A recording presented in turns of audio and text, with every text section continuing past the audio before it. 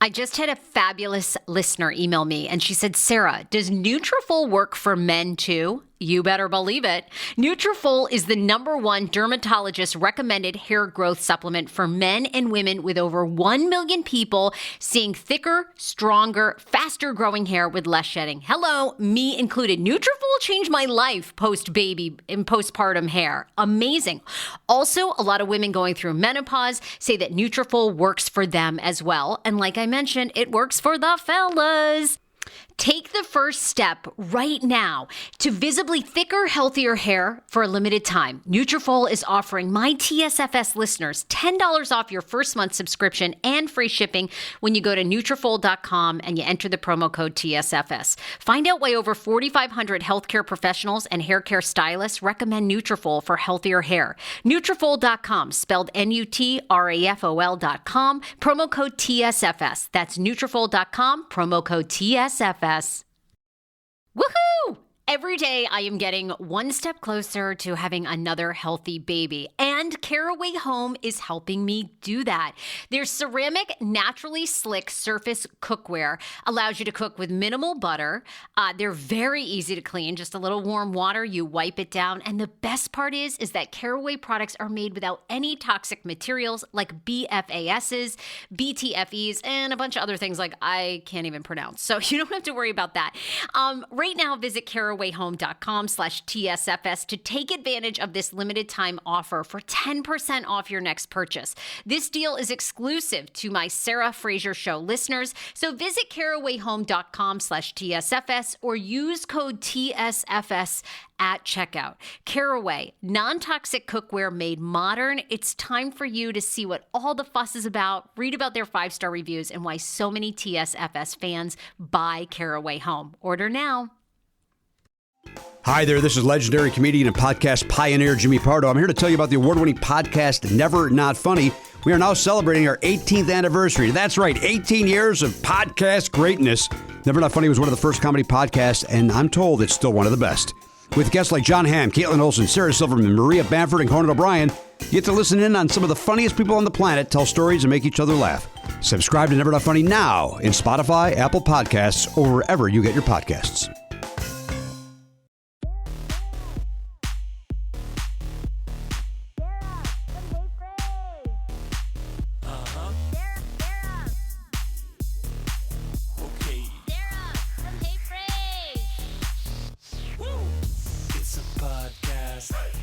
All right, he's back again. Guess who's back? Actually, I shouldn't be singing that. I should be singing. Well, he'll probably sue you. You know, he's suing the Reasonably Shady podcast, which is our women from Potomac. I'm not sure if you're familiar, but Giselle and Robin from Real Housewives. They deserve to be sued, probably. Wow. But how about... They actually just won, by the way. Well... He was trying to get them not to use the word shady. It's like, dude, come on. Well, perhaps we should start with a different ballad, which is, I'm just Ken, anywhere else I'd be a 10. Okay, well, we're joining today because you are joining today because you have a hard-on for Ryan Gosling. I mean, biggest male crush. Say it's a hard-on. Okay, please. Oh, my God. Are you kidding? You wouldn't leave me for Ryan Gosling? Possibly. Of course you would. You're on because... People, I don't know if people know this about you, but you are a pop culture aficionado. You love film. Just as a quick pause. Television. What? Not to tell you how to do your podcast, but you didn't introduce me to the audience. All right, Dan, Schman, everyone knows you, and they read the description, okay? This is my husband, Schman. Fine, you want a proper intro? Schman is joining. He's my husband. It's great to be back. Thanks for having me. Of nearly 5 years. Ugh. Maybe it'll be our last. And maybe 5th, we'll do it. Keep playing these cards. We'll see. Oh, please. Where are you going? Except for Ryan Gosling. Mm-hmm. So you're on today for a couple of things. We have to do an Oscars recap because I don't know if I'm unwell or what, but I actually thought it was a great Oscars. I enjoyed it. Me too. And usually I hate these shows, but I loved it. We're biased in one sense that being on the West Coast, the show airs at 4. Mm-hmm. So like the early start for people on the East Coast, I'm sure, was appreciated too, because I can't stay up for that stuff, but it was great. We watched it at 4:00, and I think it finished at like 7:30. It was awesome. But I thought I enjoyed the broadcast. I like Jimmy Kimmel. I do too. I love Jimmy. I thought, there were some odd moments, but also some pretty funny moments. And it's the John Cena was hysterical. It's the night where stars from the silver screen light up the Hollywood sky, right? Is that the expression? Something like that? I love Hollywood. Okay. It was such a good night. All right, we're going to get into that. Plus, you've got thoughts on the Kate Middleton Photoshop conspiracy. And where is Kate Middleton? I'll tell you what's going on. I know exactly what's going on. Well, it sounds like you have thoughts. But I do. I'll tell you exactly what's going on. And also, we have a email. We have some feedback about Schman on the show. So I'm going to read that. Can't wait. And this gentleman has some questions for you. Okay. First, I want to address, though, you've been following along with this. Normally on Mondays, I do something Sister Wives related almost religiously. Mm-hmm. But I just felt, and I don't know how much you followed this, a little because I've kept you. You kept me in the loop. But I just thought everyone needed a pause. Today, I was getting ready to review Season 1, Episode 5, which is The First Wife has a 20th anniversary with Cody. Mm-hmm. It's a very deep, emotional episode, kind of lighthearted. But, I covered so much last week with the unexpected suicide of their son, Garrison, at 25. I just thought everybody needed a pause. And it was sort of like jumping right back into reviewing, the show from the beginning. I don't know. Am I being overly sensitive? It seems like a lot. There is when you are in the spotlight, there are benefits and detriments, right? And there is some belief in our mind, and I don't know whether it's like a jealousness or what, that if someone is in the spotlight, there is a lack of humanity for them. And one of the things that was happening in sports recently, and it's happening a lot actually, are fans who are heckling people, and they're crossing the line. And so the Detroit Pistons general manager, who is not doing a very good job, and should be criticized for what he's doing. He got into it with a fan during a Pistons game recently, and the fan apparently was shouting things at him, insults, maybe not, I don't know if it was obscenities, but insults at him. And then finally, after the third time, the GM started yelling back at him, I'm going to kick your ass, and then had security escort him out, right?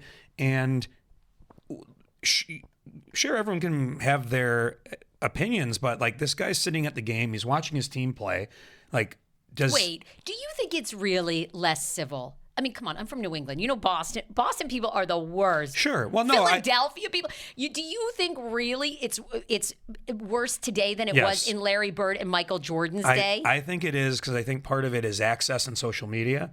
That's so you have people who are more online and more connected, but at the same time, when Larry Bird was playing and someone was heckling him, or Jordan was playing, it's just someone in the stands. They're not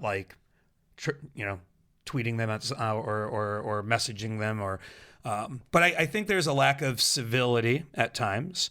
And, in this case, this family has suffered a tragedy. Let's give them some room.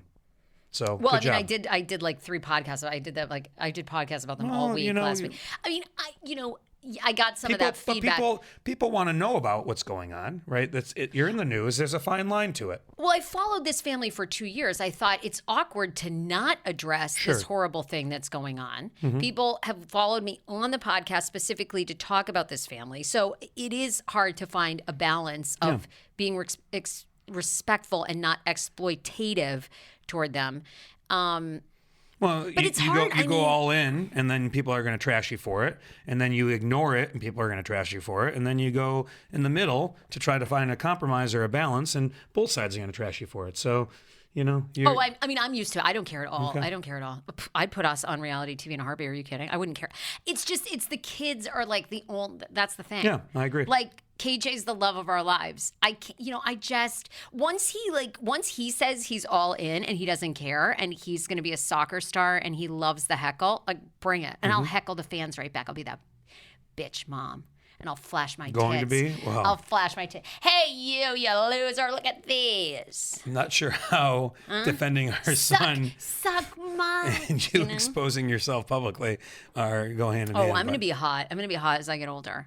After I have our next child, look, you better step back. Start making some down payments on plastic surgery, different rejuvenation treatments. Okay. Yes. All right. So I watched that episode of Sister Wives. I was going to jump right in and do the review, but I thought let's just give it one more. I did a lot last week, and I feel like I just need a second. So We can all take a breather. So that's why you're here as well. Let's talk about the Oscars 2024 last night. I agree. Jimmy Kimmel as the host was great. Tell me what you liked, what you didn't like. I like Jimmy Kimmel. I think he's funny. Me too. I like John Mulaney. I know you don't care for him, but I think John Mulaney is funny. I think last night was an audition for him to host next year's Oscars. Oh, fantastic. Okay. I didn't think about that. That's a good. Okay. I think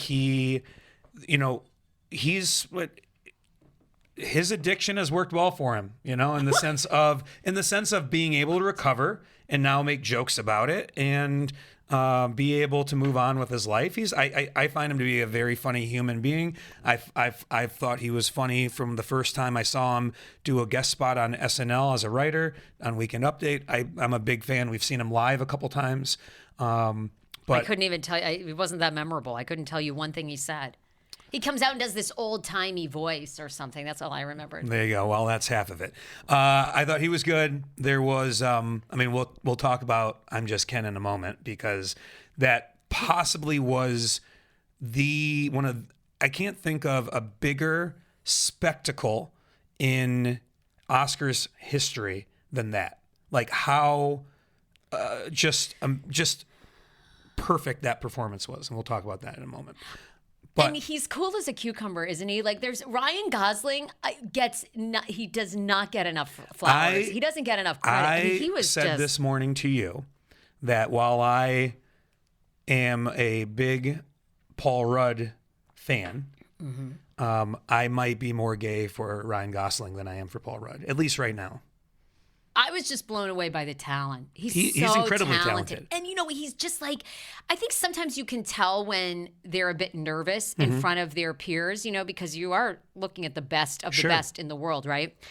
That dude, he sat behind Margot. He just knocked it out of the park. You're like, okay, this man is, he had he's got Steven it. Spielberg on his feet clapping along. I mean, like that. Oh, I mean, how is it so hard to impress Steven Spielberg? So Ryan Gosling is an incredible talent. He's an actor. He's a performer. He has comedy chops. He has action hero chops. I mean, the guy is incredible. And you had, keep going. What I find. I don't want to say it's ironic, right? But it is ironic or perhaps noteworthy is that for a film that made $1 billion, that was about women empowerment, the complicated relationship between Barbie and women, right? All these things that were female-centric. Ryan Gosling and I'm Just Ken stole the show. Steals the show? Just stole the show. That's horrible. Completely stole the show. That goes to show you what about women. Well, I mean, to be fair, one of the benefits about like a film like Barbie is that you can pay the writer, director, star 30% less than everyone else. I mean, it's economics, so that's a positive. I think women now make very close, if not more, to what men. It's a math joke. You use that one all the time. This is like a John Mulaney act. It's a good one. It's terrible. But that performance was epic. He had Slash. Which also people didn't realize that Wolfgang Van Halen, Eddie Van Halen's son, was the other guitarist on there. Mark Ronson was on it on stage. Like you had three of the best guitar players out there backing him up. You had the whole cast doing the dance and celebration. I mean, it was phenomenal. So kudos to him. He's got a movie coming out that's based on the 80s show The Fall Guy. I'll go see it because I like 80s shows and Ryan Gosling is awesome. And what I love about him is he seems to be, first of all, and I'm sure he's done an interview about this, but he was a Disney star along with Justin Timberlake and Britney Spears, but yet he's I mean, Justin Timberlake seems like he's survived it well, and Christina Aguilera. How'd Britney do? All right, well, Okay. that's right. I mean, that's like sad, like what she went through. So, but he seems to have weathered that I think in an incredible way. I think he probably had a pathway where he could have gone more musical, and instead he went more acting. And he seems, I'm sure all of these celebrities are whack jobs behind the scenes to some degree, right? They all have neuroses. They all have addictions. When I say addictions, not necessarily drugs. They all have vices. They all have neuroses. But he just seems to be. I mean, like he brought his sister and his mom to the show. He just seems to be like a normal and a good husband. Yeah. Yes, like he's so supportive of his wife, Yep. and you don't hear a lot of stories of him out and about. I mean, no, I agree. Yeah, so he stole the show, but I enjoyed it. There were, I'm not like there's a couple foreign language films that I guess we have to watch now. Which ones were they? Anatomy of a Fall. Anatomy of a Fall, and then the one about the people who live next to Auschwitz. I'm not eager to watch that film. But, I know it's so sad. I know. I that agree. one looks just brutal. It bothers me so. I know. And then, of course, I also want to watch Godzilla -1, but that's not on streaming yet. So. I don't even know. What did you like? Because a lot of people are calling for it every year now. Did you like the presenters, the like 5 presenters that sort of speak to the nominee? I think so. Or you not? No, Yeah. I do. I think that provides some continuity, a little bit of history, right, where you have different people presenting. You've always had, I think, and I correct me if I'm wrong, but I always thought the person who's presenting the award is the person who won the previous year, like to some degree. So like Michelle Yeoh presented, was the one who presented the Best Actress. To Emma Stone. Okay, right? Okay. So, but to have the different nominees to show, and because sometimes you have people who win and you're like, oh yeah, I didn't realize this person won an Academy Award.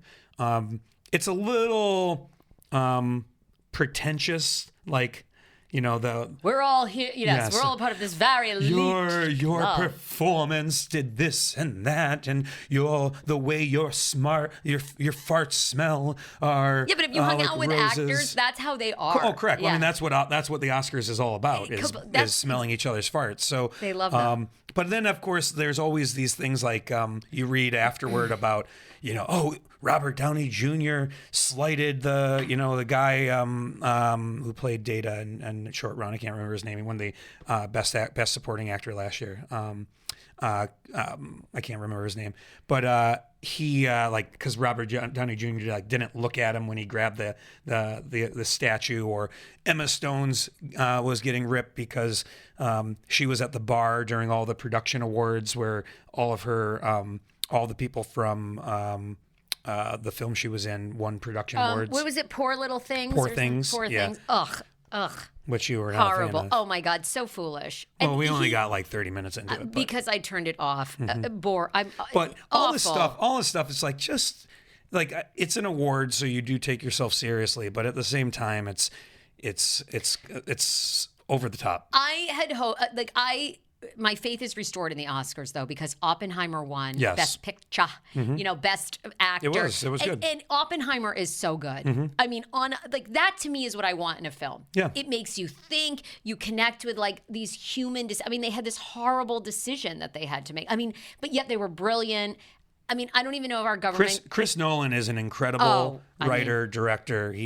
I'm glad he won. He deserves it. And I'm not a fan of like recognizing people for previous achievements, because all these awards are singular. But despite all of his previous success, like singularly, Oppenheimer was the best film. Oh my God! I mean, and to do Batman and make Batman, Christopher Nolan did that. I mean, I actually found that series compelling. There you go. I mean, and because Batman made you think, like, obviously Batman's fake. It's not a real.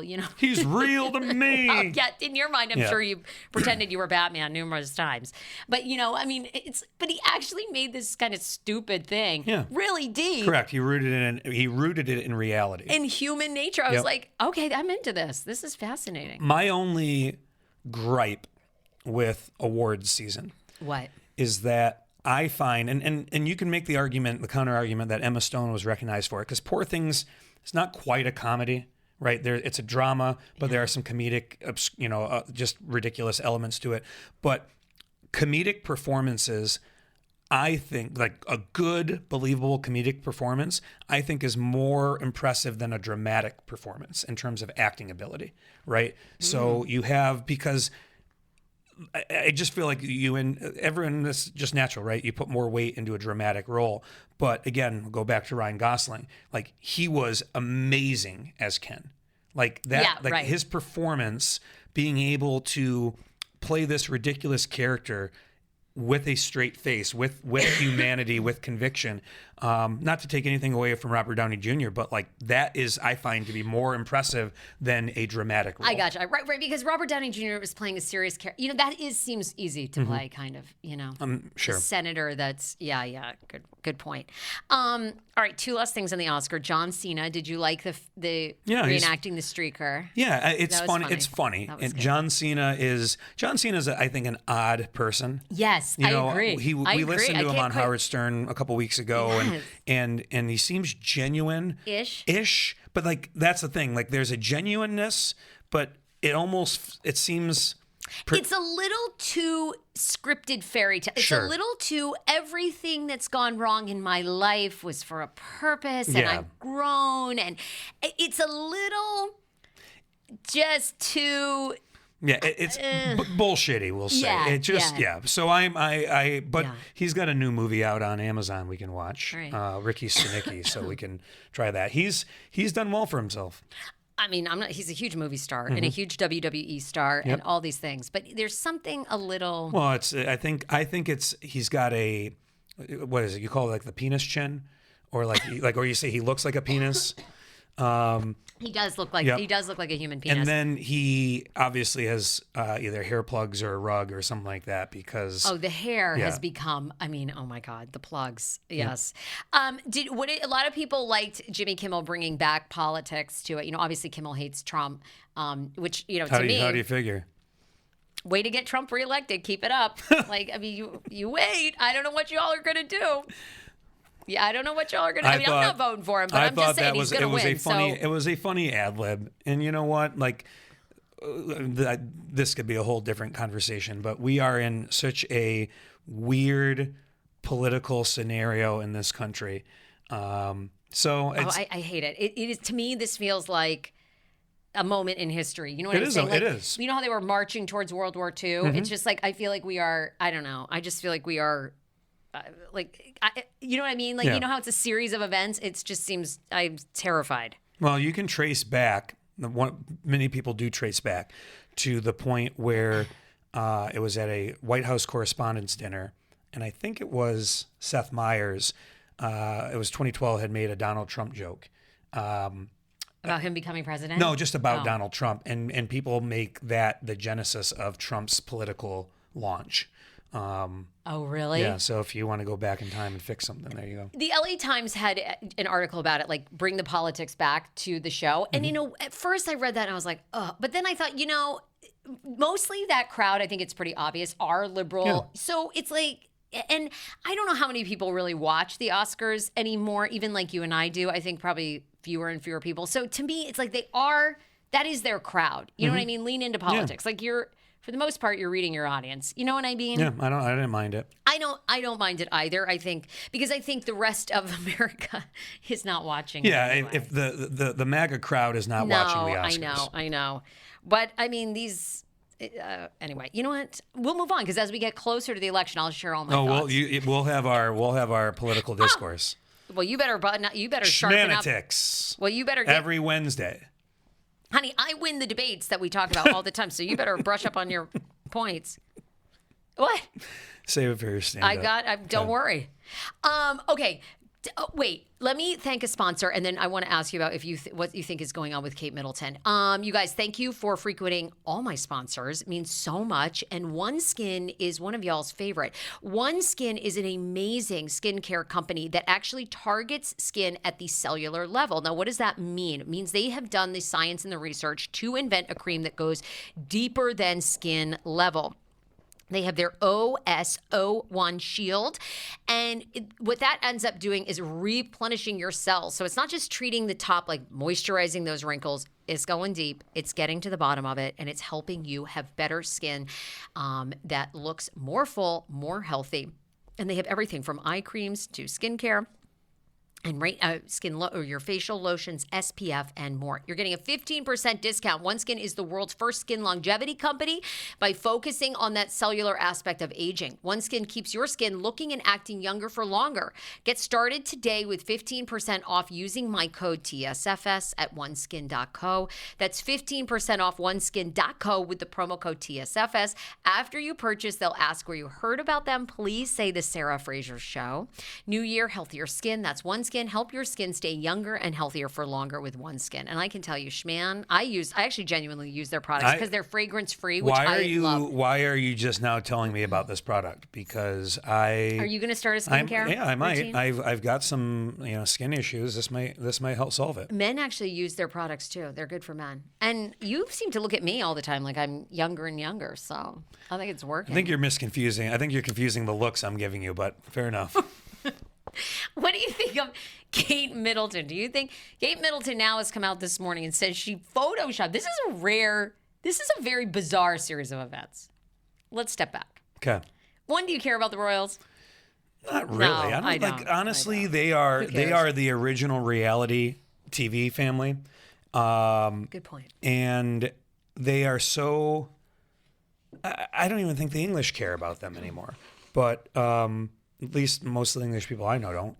But why don't you recap for the audience what the drama was this week? A month or so ago, she had abdominal surgery. 2 months ago. 2 months ago. Go you on. set it up. Listen, I'm prepped to discuss here. So. Well, I am too, but everybody comes for me in the comments like, you don't know the details. I got them rough enough. What does 2 months versus a month mean? About 30 days, but go on. She hadn't been seen last week. There was a lot of pressure. It was like, where was she? And this photo appeared of she and her mom in a Range Rover together. And people said, that doesn't look like her. She's far away. So then they put out this photo that very recently of Kate with her 3 kids. I got a problem with this to begin with. Because if you've had abdominal surgery and you're supposedly healthy and bouncing back, why are you sitting? This should have been standing. I've got a problem with it right there. If this isn't as serious, and we don't know what the abdominal thing was. At first, I thought it was a tummy tuck. Tummy tucks take a long time to recover from. Very long. They can be very, very painful, very difficult. Still could be a tummy tuck. But they made it sound like it wasn't cosmetic. She just had this ab surgery, yada, yada. So I have a problem with her sitting. But then, in a historic event, the AP and these other news outlets retracted the photo of Kate and her 3 kids, and they said it is clearly photoshopped. And they marked all the places. The sleeves were off. She's not wearing her wedding ring. People even looked at the sweater, and they believe, because people track everything she wears, that this photo was from November of 2023, and they actually just changed the color of the sweater. Okay, so major credible news outlets say, we're not posting this anymore. And then she came out this morning and she said, well, like any amateur photographer, yes, I touched up my photos and I didn't quite get them right. Will took it. That's why he's not in it. That will lead me to my other theory. Okay. Because if things are so good and you're fine, you should be standing, and where's your husband? You have everybody. Well, what if the surgery was so successful that now she can squat and sit? So what's your theory? And this has sparked tons of conspiracy theories. Sure. When she came out with this statement, was this a written statement or a... Yes, a written statement, and she signed it C, which also people find weird because it's Catherine. How about... With a K. How about... Or Kate Middleton. Catherine. How about... I'll believe it when she is showing today's newspaper... like a hostage. I need proof of life. I can tell you right now what's going on. Can we just know, we know that the royal family is jacked up. We've gotten a glimpse with the drama with Meghan and Harry, and you see, you've seen certain things exposed or at least dramatized in the Royals on Netflix. They're all jacked up. They can't get out of their own way, and they're a mess. So there you go. It was signed with a C for Catherine following. Well, is her God-given name Catherine Yeah, with a C? it Okay. must be. But look, this is what's going on. There's no conspiracy. These two are 100% having marital issues. 1,000%. 100% or 1,000%? 1,000. I went from 100 to 1,000. Wow. These two are absolutely having marital issues. They haven't been spotted together. You haven't seen her. They are trying to. I bet they are not living together. You know, which is why there was that picture of Will hitting on some of the actresses at the Golden Globes. You know, Well, there have been lots of rumors about him, and they broke up when they were dating in Scotland, when they were at school at St. Andrews together. I went up there to visit my college roommate, and we were trying to stalk them because he was out and about with other women. Now, today, they were also, Will and Kate were seen in a car riding together. They were going to different appointments. Well, of course, things are not good in that marriage. I guarantee you. talk about a sliding doors moment. What if you had actually got to him in Scotland? Like you could have been, the Duchess of whatever. And our paths God, would can not you have. imagine? Our paths. I'd be sitting here hosting a podcast talking about your tummy talk. No, I don't want that life. No way. I mean, the only part that I do agree with, and Meghan Markle, I'm indifferent on. I don't dislike her. I don't like her. I don't really care to follow her either because I don't think there's nothing there. There's nothing interesting there to me. So I don't dislike her. I don't, Harry's the most interesting to me because he seems like he was super fun to party with. I actually like that he served in the military. Like he seems like kind of a more compelling individual. Anyway, the part with Meghan Markle, I think she's right. I'm sure it's very hard. Kate Middleton was born and bred for that life. That's a whole different. Sure. But it's hard to be an American in that life. It never works. So it never would have worked. And I'll tell you, I'm from Irish descent. The Irish hate. Yeah, They hated the old it would school. never have worked out for that. They told me forever they've never liked the royal family. They hate it, and they always say the English. I mean, not now, but back then, the English and the Irish. Well, there still might had be. some. I'm sure there's still some. Yeah, we didn't always anyways. get on, So they always thought, you don't ever want to be a part of that royal family. Awful. Yeah, you dodged Awful. a bullet. They're inbred, and you want nothing to do with them. So there you go. Okay. All right. Well, anyway, I can tell you right now, they're trying to work out their marriage. Is what's going on. All right. You heard it here first. I want to do an email. We got some Schman mail, and I want to first of all give this man credit. One, because he's a man listening to the show. That's the thing. You do a great job for my male audience. You really attract the dudes. I'm glad to bring in a different demographic. I don't know if this gentleman wants his name out there, so I will not say that. But Why he don't says, we can just call him Jay. "Hi, Sarah. First, I'll start by saying Fox 5's Like It or Not is most definitely not the same without you. Thank you, Jay. I appreciate that. Second, I just want to congratulate you for not being married to a douche. Seriously, you deserve a pat on the back for that because I believe that many women as accomplished as you, and particularly in your professional realm, would gravitate in that direction. You obviously had some temptation with a rich guy in Northwest DC, but you made a wise choice. 100% true story. When I first went to your Instagram a couple of years ago and saw a video with Schman, I was absolutely bracing myself for the worst possible douchebag, but was pleasantly surprised and remember thinking, wow, he's actually cool and funny. So on that note, I enjoyed your last show with him. I admittedly do not listen to you on a regular basis, but do enjoy your personal shows on Tuesday. I'm probably not the right demographic for most of the reality TV stuff, no offense. And if you ever bring Schman back on the show, I was thinking of a few topics I would like for him to discuss. I will not be offended if you throw this in the trash can, but here they are. Number one, does Schman maintain a spreadsheet where he tracks Sarah Fraser revenue streams and expenses? I do not maintain a spreadsheet for that specific responsibility because you run your own business. Thank you. I provide some guidance and feedback, and you pick my brain on things. But I do have a spreadsheet of our household expenses that I maintain on a monthly basis, but not for the Sarah Fraser Show. You do. You do love a spreadsheet, and you have trained me over the years. I now have a spreadsheet for my own expenses. Wow. It's difficult because that's not my forte.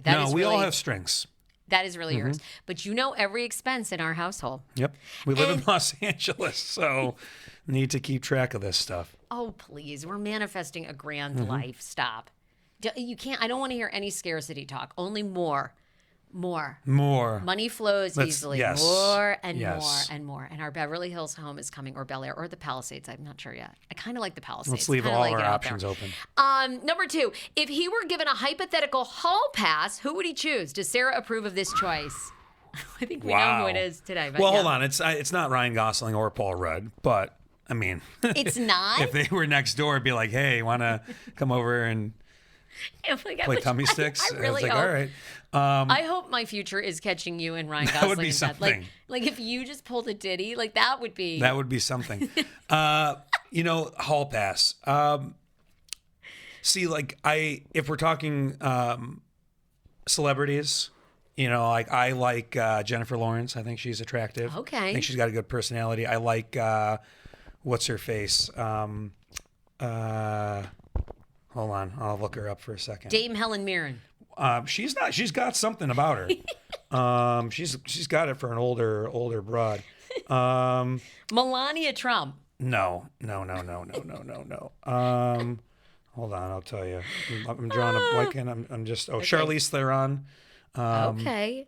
But because you like a little bit of an older fox too. Well, your tastes tend to change. Like I could say like a Cindy Sweeney, but she's like she was 5? Yeah, we got nothing in common. I like that about you. You actually enjoy an older woman because the woman you were dating before me was what, 10, 11 years older? She was a little bit older. You and I have an affinity for the older. Well, we like fine wines. What I should say though, like from a pure statistical probability chances, I should pick like the woman who lives down the street as my hall pass, because that would be like the one that you could actually attain.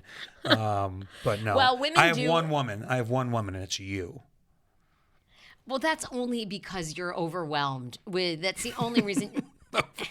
I'm sorry, continue. It's the only reason, because I ask you all the time, are you attracted? Do other women hit on you? And I think you're just so overwhelmed with my stuff and KJ. Like, I don't even think you pay attention to women. I might have just become desensitized to it because it happens so often. All right. Well, anyhow, number 3, if Schman were the program director for the Sarah Fraser show, what changes would he implement? What would he like to hear more and less of? That's be brutal. Well, the thing is, I don't listen to your show. You banned me from listening, so I respect your wishes. Okay, well, back when you listened a couple years ago. I don't know. I think you've got a good recipe right now. Just keep pushing the envelope, keep getting good guests, keep breaking news. That's it. Do you enjoy David Yontef? He's a trip. I love my David. Yeah, he's. Would if you were the program director, would you say, "Hell, you can back off, David"? It's more about all the phone calls with David off air, but I love the guy to death. He has a passion for the business. He does have a passion for the business. That's a good way to say it. Anything you would like to hear more of? Anything you want to hear more of? More talk about us? Probably not, but why? Because I like to live in the behind the scenes. No, put it out there. Put it all out. We should do a reality show. How come when you say put it all out there, you look down at my crotch?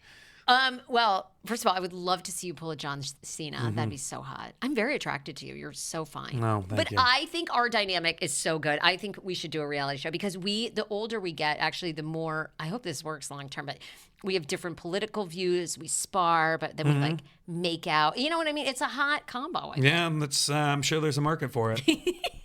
Last question. After waking up each morning, how long does it take on average before he pinches himself and says, "Oh my God, I'm married to Sarah Fraser"?